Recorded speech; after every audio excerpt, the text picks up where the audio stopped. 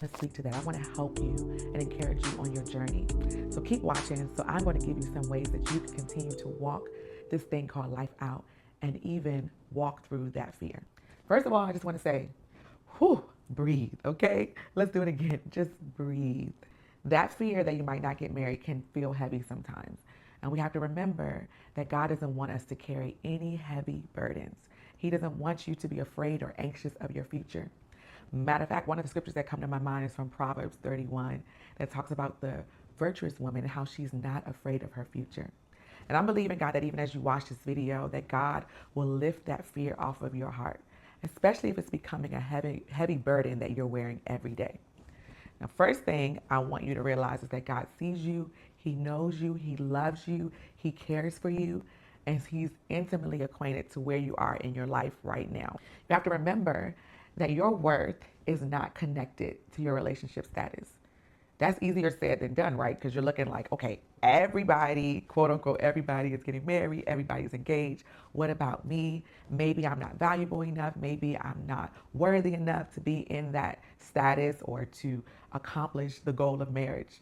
But all of that's not true. Your worth is not connected to your relationship status. You are already worthy. You are already valuable just because of who you are as a daughter of God, just because of how God created you. And sometimes we just have to go back to that first reminder that my worth is not connected to if I'm married or not, to if someone is dating me or not. It's connected to who I am in God.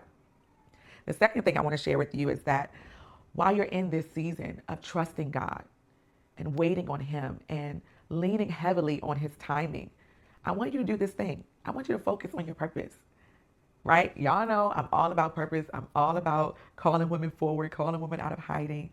But even as you're in this season of waiting, focusing on your purpose is going to bring another level of fulfillment in your life.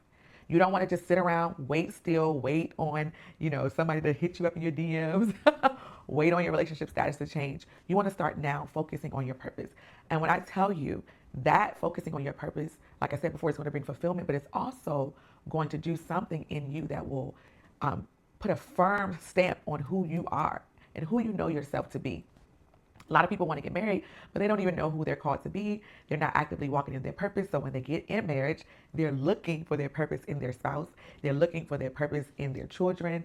And then they ultimately end up feeling unfulfilled because they're not walking in what God has called them to do from before the foundation of the world. So I want you to know that focusing on your purpose will help you also to not focus on that fear of where you are, but it will help you to look forward to the future, look forward to who you are in God, look forward to what He wants you to do in this life. And there's so many lives that are waiting for you to walk in your purpose. The third thing I want to share, and you probably hear it, and I don't want you to shrug it off. I don't want you to say, oh, I've heard that a million times, because that's actually how our hearts get hard. And sometimes fear is actually a cover up for anger.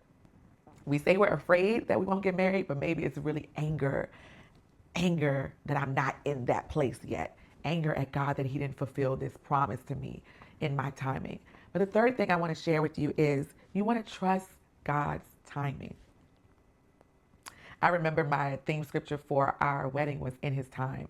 And the reason why I actually used that theme, and it came from the scripture Ecclesiastes 3:11. He makes all things beautiful in His time. The reason I used that theme is because I was about, I think, 29 going on 30 or somewhere around there when we actually got married. And I tell you, I wanted to get married when I was 21. 21. I was like, oh, I'm ready. I'm ready. Y'all, trust me, I was not ready at all. But from 21 to 28 or 29, my now husband and I, we courted. And when I tell you, there were some seasons where I was just like, what is really going on? Is this the one or should I look for another, right? But when I look back at it now, God's timing was absolutely perfect. And all the things that He did in my life from ages 21 through 28 helped me and are helping me right now to be the wife that I am, to be the mother that I am, to be the woman of God that I am, to be the pastor that I am, the entrepreneur that I am. All of those things happened between the ages of 21 when I said I really want to get married to 28 or 29 when I actually did get married. And so you want to trust God's timing. He knows when the timing will be for you to step into that next season. Psalms 31:15 says, my times are in your hands. And He knows when exactly the right person will come in your life. And remember this, He's never late. Will you trust Him today?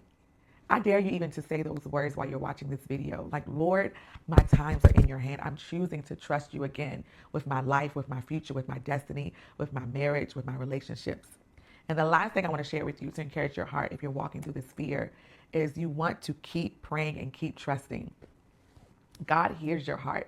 And in Philippians 4:7, it talks about not being anxious for anything, but through prayer and supplication, make our requests known. And with thanksgiving, it talks about with thanksgiving. And so while you're in this season, awaiting and preparing, I'm going to put that in there, awaiting, preparing, and focusing on your purpose, I want you to continue trusting God. Continue to pray. Continue to bring your anxious thoughts, your weary thoughts to the feet of Jesus.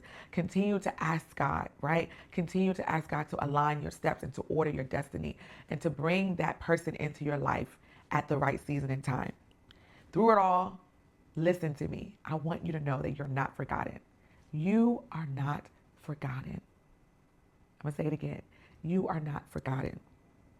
Know that God has a beautiful plan for your life, that he loves you, and that he is going to give you the wisdom, the strength, the grace to walk through the season that you're in right now. And not even just to walk through it and just like, grit your teeth and wait for the next season, but to walk through this season in beauty, to walk through this season in purpose, to walk through this season in a life that is fulfilled in God.